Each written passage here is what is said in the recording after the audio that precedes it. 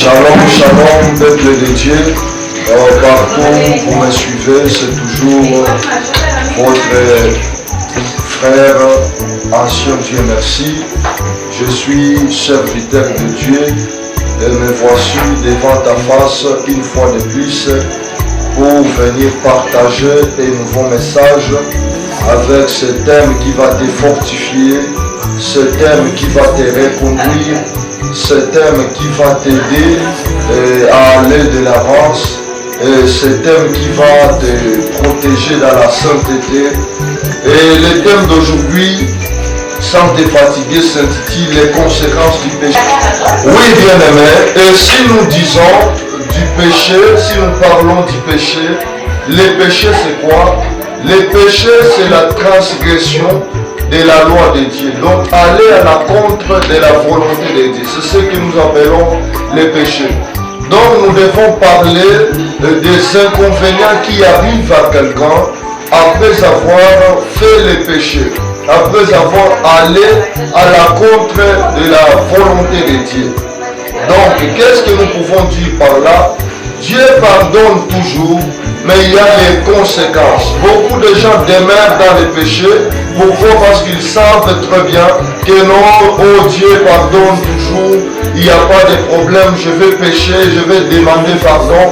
Mais souviens-toi la parole de Paul. Paul a dit, même si la grâce est là, est-ce que nous devons continuer toujours à demeurer dans le péché? Il a dit loin de là. Donc même s'il y a la grâce, même s'il y a la faveur imméritée, mais nous ne pouvons pas demeurer dans le péché. Pourquoi? Parce qu'il y a les conséquences, il y a les inconvénients qui arrivent lorsqu'on commet les péchés ou bien lorsqu'on transgresse la loi de l'Éternel. Sans toutefois tarder, nous lisons dans Luc 15, 11, nous lisons au nom puissant de Jésus. Il dit encore, un homme avait deux fils. Le plus jeune dit à son père, mon père, donne-moi la part de bien qui doit me revenir. Et le père leur partageant son bien. Peu de jours après, le plus jeune fils, ayant tout ramassé, partit pour un pays éloigné, où il dissipa son bien en vivant dans la débauche. Lorsqu'il eut tout dépensé, une grande famine survint dans ce pays et il commença à se retrouver dans les besoins. 15. Il alla se mettre au service d'un habitant du pays. Il envoya dans ses champs pour garder les pourceaux. 16. Il aurait bien voulu se rassasier des carouges que mangeaient les pourceaux, mais personne ne lui a donné. 17 étant rentré à lui-même, il se dit combien de mercenaires chez mon père ont du pain en abondance, et moi issu, je meurs de faim. Parole du Seigneur, Amen. J'aimerais bien aimé que nous puissions partager ce beau message qui s'intitule les conséquences du péché. Parce que le péché a ses conséquences. Et pour ne pas tarder, j'aimerais que tu puisses me comprendre parce que c'est un thème qui doit te fortifier. La première conséquence c'est quoi? Ou bien le premier inconvénient c'est quoi? Le péché nous déplace dans la présence de Dieu. Là on voit l'exemple d'Adam et Ève qui étaient dans le jardin d'Éden et du coup ils se sont trouvés en dehors de la volonté de Dieu. Et Dieu est venu pour les chercher, pour les demander, où étiez-vous? Où est-ce que vous êtes? Mais Adam a répondu, nous nous sommes cachés. Donc nous nous sommes déplacés dans ta présence. Pourquoi? À cause du péché. Donc le péché nous déplace de la présence de Dieu. Lorsqu'on pêche, il faut savoir que nous sommes déplacés dans la présence de Dieu. C'est ça la première conséquence. Bien aimé, si tu ne veux pas être déplacé dans la présence de Dieu, il faut que tu abandonnes les péchés et que tu confesses ton péché. Deuxième conséquence, le péché enlève la gloire de Dieu. Le péché enlève la gloire de Dieu. Vous avez trouvé Adam et Ève. Adam a répondu à Dieu. Nous ne sommes pas là parce qu'on a entendu ta voix et nous sommes partis nous cacher. Pourquoi? Parce que nous nous sommes retrouvés, nous n'avons aucun avis sur nous. Donc le péché déshabille quelqu'un. Le péché fait à ce qu'une personne, que la gloire de Dieu soit enlevée. Parce que la parole de Dieu dit, ils ont péché et sont dépourvus de la gloire de Dieu. Donc lorsque nous péchons, il faut savoir que nous sommes à la contre de la volonté de Dieu et qu'il n'y a pas la gloire de Dieu en nous. Troisième conséquence, le péché minimise quelqu'un, ou bien le péché humilie quelqu'un. Lorsque tu pêches, il faut savoir que tu seras humilié. Pourquoi? Regardez le fils prodigue. Celui qui était dans la maison du Père, celui qui était dans la maison du roi, qui ne manquait pas du pain, qui ne manquait pas la nourriture.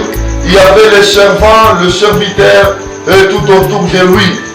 Mais tout d'un coup comme ça, il se trouva en train de quémander, en train de chercher le boulot. Il a commencé même à œuvrer pour les pourceaux. Et il commençait même à chercher la nourriture des pourceaux.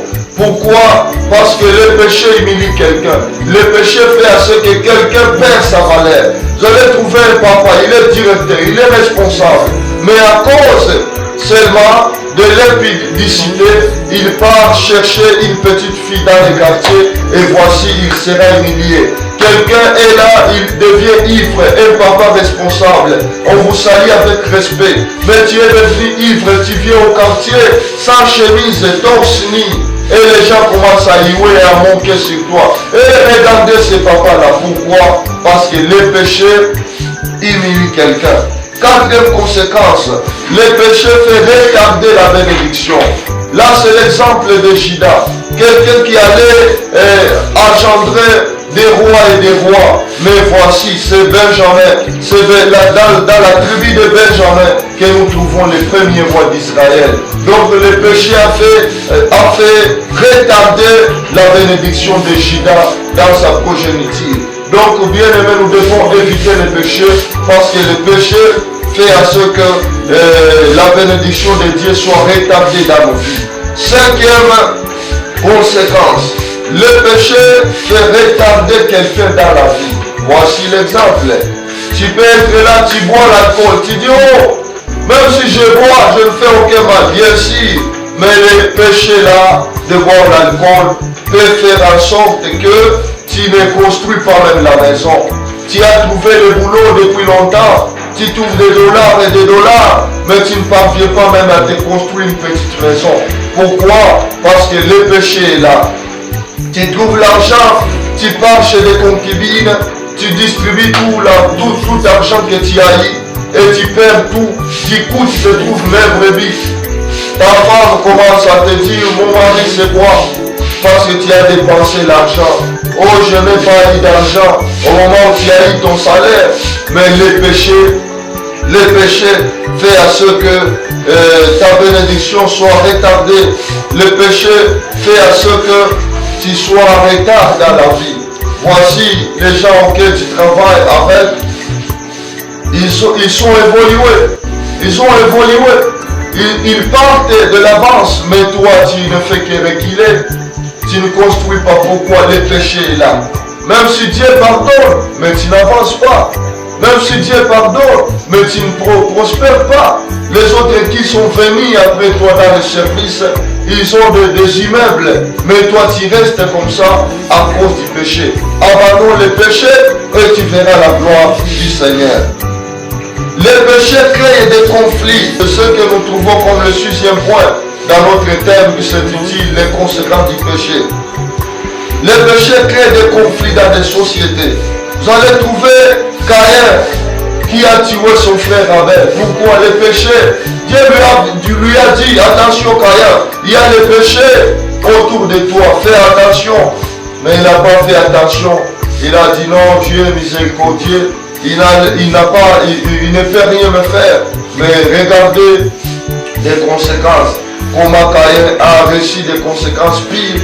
Dieu lui a maudit. Pourquoi? À cause du péché. Donc le péché amène des conflits. Tu peux être là à cause de l'impudicité, mais tu peux draguer la fiancée de ton ami ou bien la femme de ton ami et voici il y a des conflits. Vous savez de quoi je parle? Aujourd'hui il y a des conflits dans les familles. Pourquoi? À cause du péché.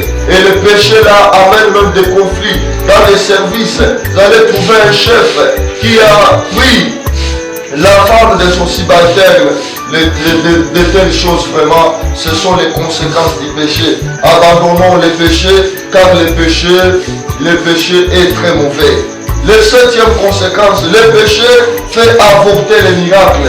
Regardez l'exemple de Joseph, celui qui avait l'opportunité d'aller avec la femme de Potiphar, mais Joseph s'est dit non, je ne peux plus aller avec la femme de Potiphar. Présente, mais je ne vais pas le faire.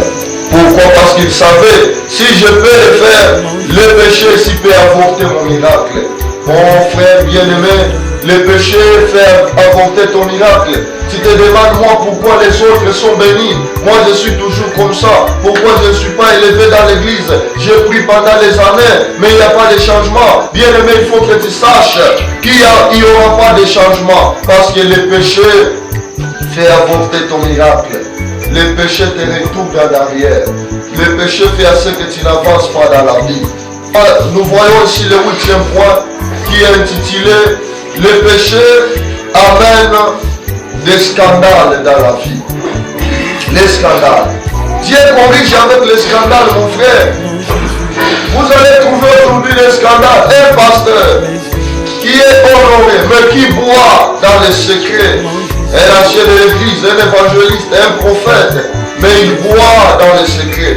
Un jour, un fidèle va te trouver avec la bouteille. Qu'est-ce que tu vas dire? Ce sont des scandales. Un pasteur qui sera surpris en flagrance dans l'adultère, dans son église, avec une chantre de la chorale. Voici comment aujourd'hui nous trouvons des conséquences. Même dans les églises, Dieu te corrige, Dieu te réprimande, moyennant les songes, moyennant les rêves, moyennant les conseils des gens. Mais tu ne veux pas comprendre. Il faut savoir que Dieu va amener des scandales dans ta vie pour te corriger. Et ces scandales-là, on trouve l'exemple de David, celui qui a envoyé son serviteur pendant les champs dans les champs de bataille pour qu'il soit tué et pour qu'il prenne sa femme pour femme. Voici des scandales. Quelqu'un qui est roi mais qui tue son serviteur pour prendre sa femme. Quel scandale! Vous allez trouver un papa qui est dans sa maison avec une bonne mais qui vient d'embrousser sa bonne dans la maison. Cette histoire, ça sera dite comment dans la société? Qui est un parent qui embauche sa fille. Vous voyez des conséquences qui nous arrivent. Pourquoi? Parce qu'on ne veut pas abandonner le péché. Dieu te tue de manière différente, mais il est question que tu puisses changer, que tu puisses te dire non, je dois abandonner le péché parce que le scandale va t'arriver. Le 9e point, c'est le péché amène à la mort. La Bible déclare le salaire du péché c'est la mort. Il faut laisser le péché parce que si tu ne laisses pas le péché peut te faire arriver à la mort. Pourquoi? Parce que le péché a des conséquences. Si tu ne laisses pas le péché, il faut savoir que la mort t'attend. Et 10e point, le péché amène des maladies. Tu peux dire, oh non, moi je suis bien, je bois seulement, je ne fais rien, je ne vole pas. Mais le péché peut te créer des maladies. Combien de gens ont reçu des maladies à cause de l'alcool? Oh, boire c'est pas mauvais, mais beaucoup de gens souffrent à cause de l'alcool aujourd'hui, à cause de la cigarette, à cause du chanvre, Beaucoup de gens tombent malades, de cirrhose de foie. Mais les gens là, ils sont partis où? Pourquoi tout ça? Parce qu'il y a des conséquences.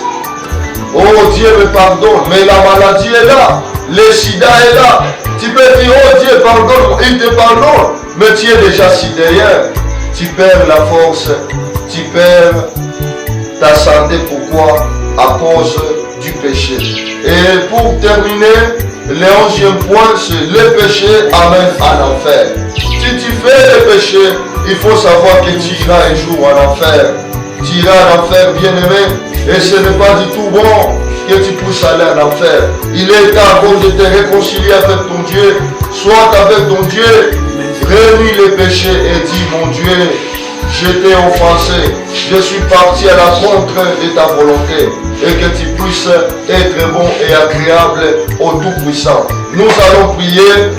Seigneur Dieu de gloire, aide tout un chacun de nous, et celui qui va écouter ce message, qu'il soit fortifié, qu'il se répande au nom de Jésus, et qu'il ne puisse pas encore retourner dans les péchés, que tu puisses amener les deux bouts du péché dans son cœur, et dans son âme, et dans son esprit, au nom puissant de Jésus. Je m'en vais prier pour tout un chacun, que ce message soit accordable et que ça soit un message qui doit fortifier le monde, qui doit fortifier les nations, au nom puissant de Jésus. Amen. Mon frère bien-aimé, j'aimerais te dire de partager cette vidéo, de partager partout pour fortifier le peuple de Dieu, parce que le peuple de Dieu doit savoir, à part le pardon, qu'il y a des conséquences qui arrivent lorsque les gens pêchent. Et il faut savoir que nous devons aussi éviter ces conséquences-là en laissant le péché. Donc je suis homme de Dieu, ancien Dieu merci de l'église de la communauté. On a 5e CFR, communauté des églises pentecôtistes au monde, dans la paroisse Mont Sinaï. Bien-aimés, vraiment je vous invite à vous abonner à ma chaîne YouTube intitulée, vous pouvez écrire seulement Diem Biadounia et vous allez voir mes vidéos. Suivez mes vidéos, partagez et ça va vous bénir abondamment. Et que Dieu Tout-Puissant puisse vous bénir, même sur Facebook. Vous allez nous trouver toujours Diem Biadounia et partagez nos vidéos. Que le bon Dieu vous bénisse abondamment. Amen.